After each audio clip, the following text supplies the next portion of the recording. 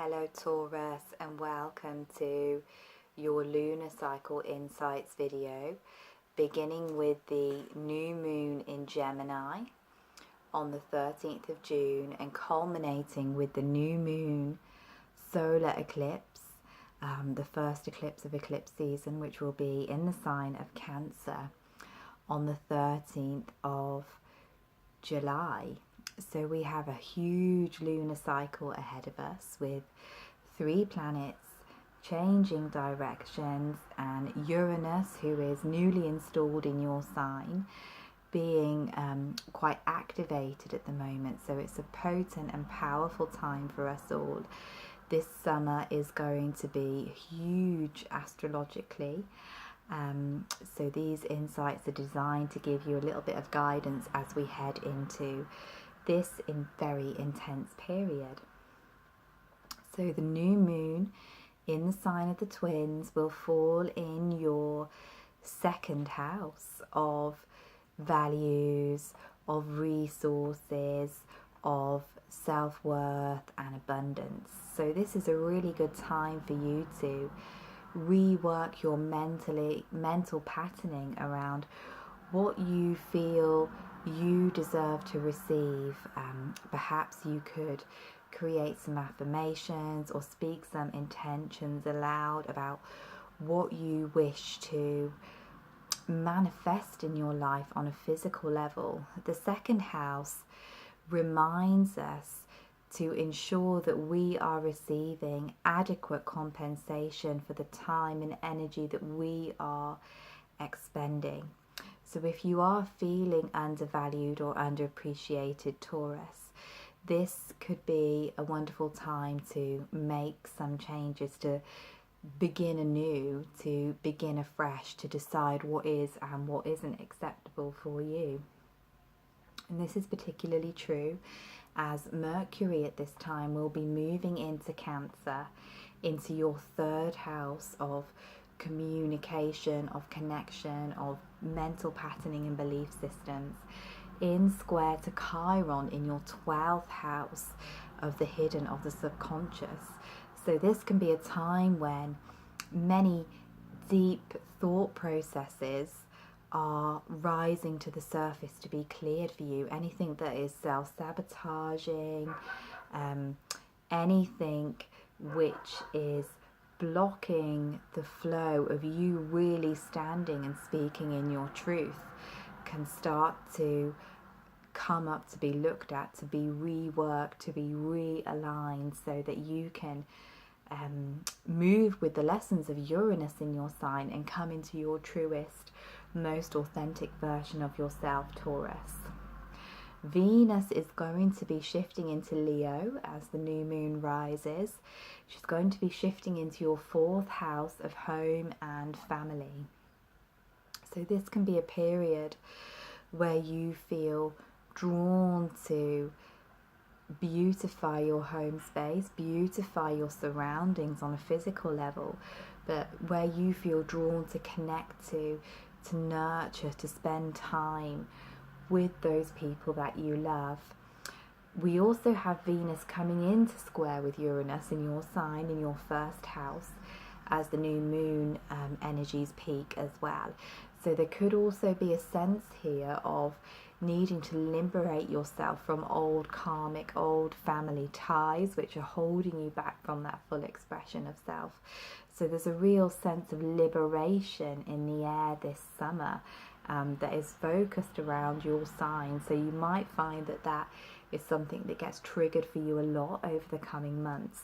But as the new moon rises, this can be particularly connected with the home, with the family, with the genetic lineage, with parents, with children, with those who are closest to us. So as the lunar cycle unfolds, the next big event that we will be experiencing will be Neptune stationing retrograde in your 11th house. Neptune is the energy of dissolution, of surrender, of flow. So the 11th house is the house of our group connections, our friendships, the online, the in-person circles that we are connected with. So perhaps with Neptune changing direction here, there may be something that needs to be washed away, something that needs to be dissolved so that new can come in, so that new connections, new opportunities, new visions can come in. And this can also be a time when you are very sensitive to the energy of the collective as well. The 11th house is the humanitarian house, the house of the collective consciousness, and Neptune is an energy that really enhances psychic receptivity. So you might find yourself more in tune with the people that you are connected with online, with your friends, with your groups, and it's up to you to decide which connections are draining you and which connections need to be held on to. This could also be a time of surrendering old dreams, surrendering old visions, and allowing, as the fog clears, new ideas and inspirations to come through. So on the 19th of June, Venus in your 4th house in conjunction with the North Node is going to oppose Mars in your 10th house. And this is going to be the space of the birth chart where Mars is going to retrograde throughout the summer, where he'll spend most of his retrograde journey.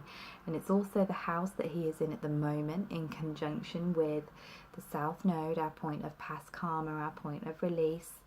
And it's where he's shining so brightly, so strongly. You know, his warrior energy is really shining through for us all collectively at the moment. And this is coming for you through the house of your career, of your reputation. So there may be an energy of needing to make changes to your work life, to the structure of your life. The 4th and 10th houses represent the foundational structure of our life, our home and family, and our work, career and reputation. So for you during the summer, both of these areas can go through massive transformations and reworking. Mars here can also create an energy of, you know, conflict. He is the warrior god after all, so you may find that there is some disharmony or confrontation in the work and home spaces around this time as well. On the 21st of June, as we approach the summer solstice here in the northern hemisphere, the winter solstice in the southern hemisphere, there is a huge energy shift for us all collectively. Solstice are turning points, they're changing points in the year, and we often notice a bit of a shift in energy around this time.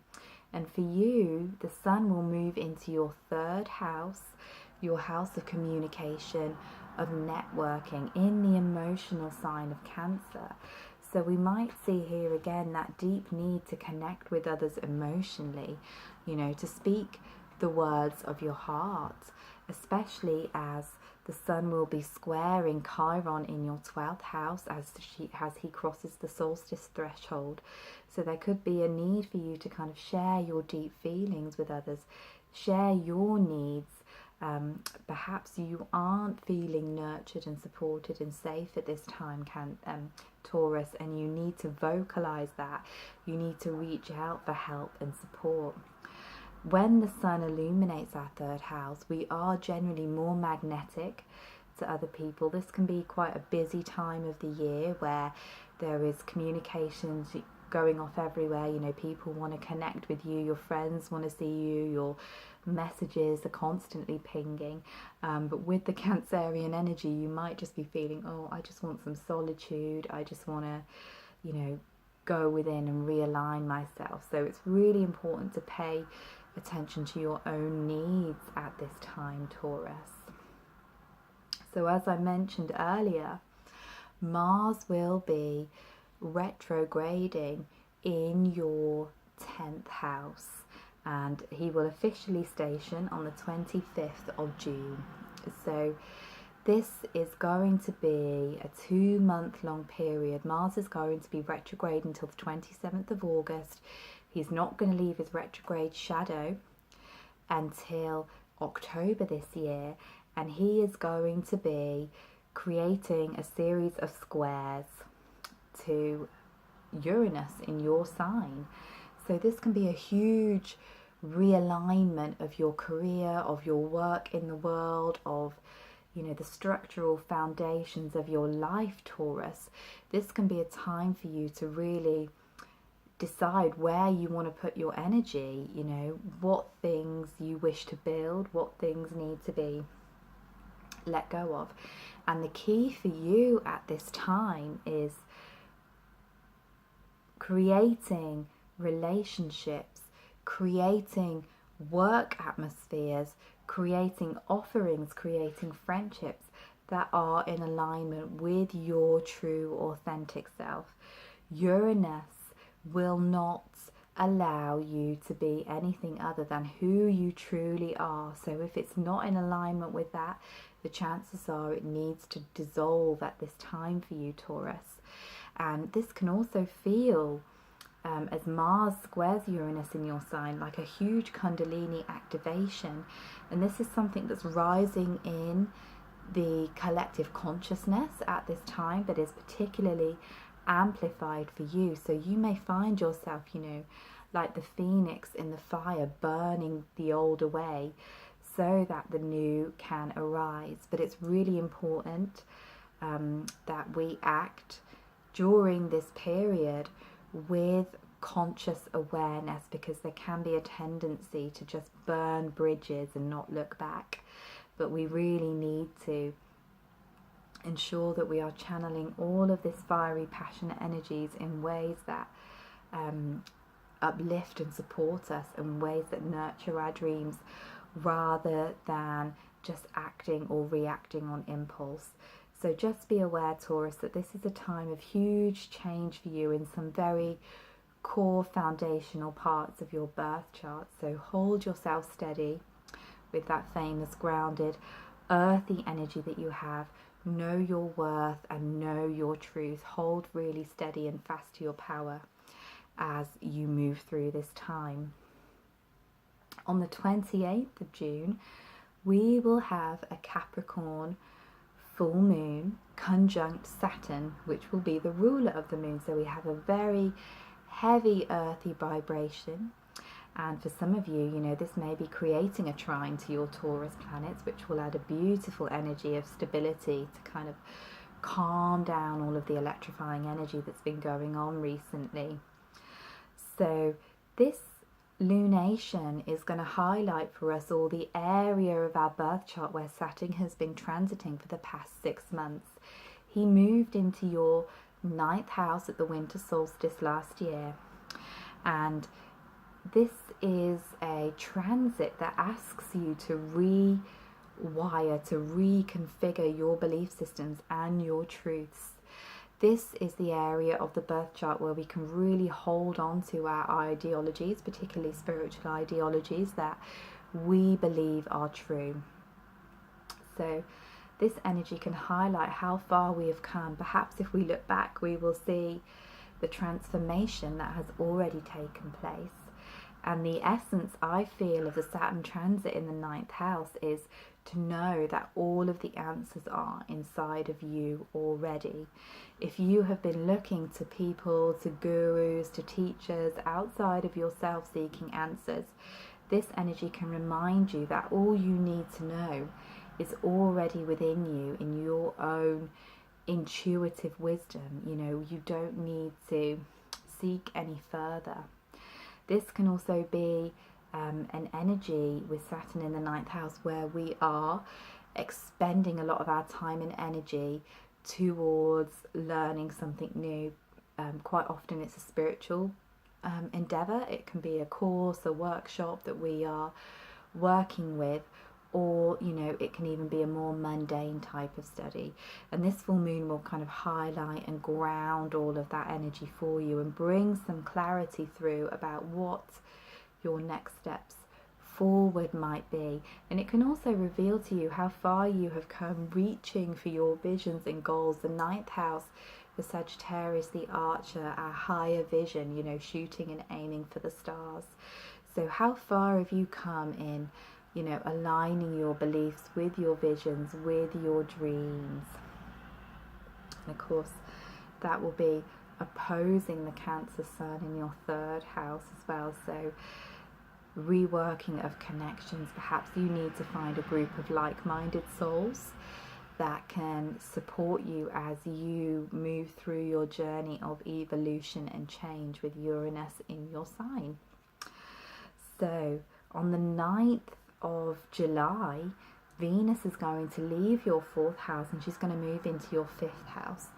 So this is a beautiful space for Venus to be in. This is the house of creative self-expression, of joy, of love, of pleasure and romance. So this could be a time of the year where you feel more magnetic, more attractive, more creative. But Venus will be in Virgo, so she will also be asking you to attend to the practical details of the creations that you are birthing, to be, you know, perhaps a little bit more discerning if you are engaging in dating or other romantic pursuits. But still, this is a beautiful time, and this can be a time of, you know, Venus in Virgo is the priestess archetype, so this can be a real time of kind of devoting yourself to a higher ideal, devoting yourself to sharing your love and creations with the world in some way. So that's a really beautiful energy. Just after that, on the 10th of July, Jupiter will be stationing direct in your 7th house, your house of partnership, your house of love and connection. So this is an interesting energy, because when a planet stations direct, its energy is amplified. It's 3 times stronger than usual. So as Jupiter stations, we might feel the relationship work that we've been doing taking on a new level of intensity. Jupiter has been in this section of your birth chart since October last year, and he has been expanding your beliefs, you know, your hidden shadow subconscious beliefs about what it means to be in a romantic partnership, about what it means to be in true equal relationship with another person, what it means to be truly deeply intimate. So there might be some fears that rise, or there might be some disharmony that rise as Jupiter stations. But as he begins to pick up speed and the energy begins to unwind, we can find that the work that you've been doing to uncover all of these self-sabotaging beliefs starts to, you start to see the benefits, you start to reap some rewards, you know, you start to magnetize the new connections to you if you're single, or your relationship starts to improve if you are already in a partnership. And this is the house where not just romantically, but with business partnerships and friendships as well, that we see the other person as the mirror to our own soul. We see relationships as tools for growth and healing. So there could be some deep lessons that are being reflected back to us at this time through our loved ones, through our partnerships, particularly now with Uranus kind of wanting you to liberate yourself from anything that feels suffocating or inauthentic. So again, we see that kind of illumination of these core parts of your birth chart, Taurus. So it's a powerful, powerful time for you. We're going to end this lunar cycle with a solar eclipse, new moon in Cancer, again taking place in your 3rd house of communication. So this can be the time where you do find yourself speaking those words, speaking out about your needs, because as I mentioned in the Aries video as well, Taurus, you're another sign that doesn't particularly like to show any vulnerability. So this could be a time of you having to kind of open up and break down and really use your throat chakra to open up and communicate what your soul needs to feel nourished. You know, what do you need in your relationships? What do you need in your work life now that things have, you know, that we have collectively moved up an evolutionary step with the movement of Uranus into your sign? Perhaps those things that really resonated with you are just not speaking to your soul anymore, and now is the time to vocalize that. Now is the time to really break free of those old conditions, those old limitations, because Taurus, we know you like to hold on to things. So this is a time of really shaking yourself free and surrendering and moving into the flow, knowing that nothing is ever fixed or permanent, that there are, you know, life is an eternal cycle of endings and beginnings. At this time, you know, we will also have a water trine form in the heavens as Lady Luna comes up to the eclipse point, and that's going to illuminate those 7th house energies and those 11th house energies with Neptune and Jupiter that I already mentioned. So this is a moment where you can feel the healing love of the mother coming through your partnerships, coming through your friendships and connections with other people. So this is a simultaneous moment of healing and revealing. And we've also got a beautiful earth trine forming with Uranus in your sign, Saturn in Capricorn, and Venus in Virgo.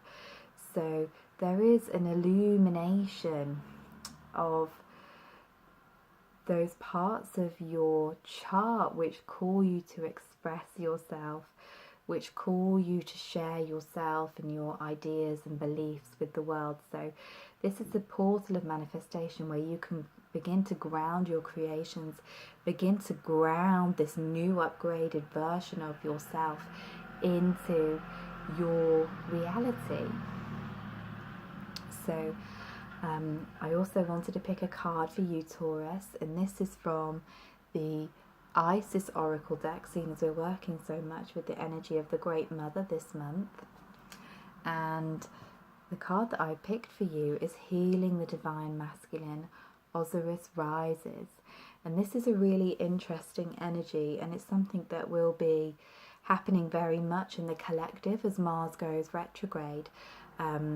Not only will the masculine energy of our earth be undergoing a huge transition, but also the masculine within ourselves. You know, we're being really asked to look at how we are using our power, how we are using that masculine side of ourselves, you know, the logical thinking, the right brain thinking, which is very interesting for you because you have so much energy in your 3rd house, the Gemini house, which is that logical mind this month. So let's be sure to balance that out with the feminine receptivity as well, Taurus. But for you, know that you need both of those aspects to come into balance, to come into wholeness. This can really be about this card learning how to give and receive, as well as, you know, just reverting to your usual pattern of being the strong, steady influence in any situation. So for those of you in partnership, this card can also be a message for the feminine in the partnership, that, you know, like Isis, your love can resurrect your beloved. And it's really interesting with Jupiter stationing in your 7th house as well. This can be like a relationship resurrection for you as well this month, Taurus.